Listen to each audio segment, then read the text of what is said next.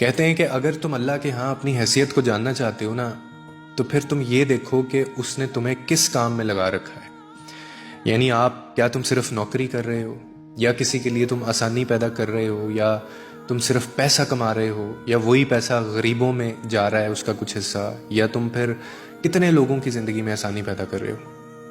اور یہ جو سر ڈیوٹی ہے نا، یہ وہ ہر ایک کی نہیں لگاتا، یہ کام وہ ہر ایک سے نہیں لیتا. تو آپ خود سے پوچھیں، کیا صرف آپ پیسہ کماتے ہیں، یا وہ پیسہ غریبوں کی جیب میں، یتیموں کی وہ دعا بنتا ہے، یا بیماروں کی وہ دوا بنتا ہے کہ نہیں بنتا، یا مجبور جو لوگ ہیں ان کی بھوک تک پہنچتا ہے یا نہیں پہنچتا. کیا تم صرف اپنی زندگی بنا رہے ہو، یا اللہ نے تمہیں کسی اور کی زندگی سنوارنے کا وسیلہ بنا رکھا ہے؟ اگر اللہ نے تمہیں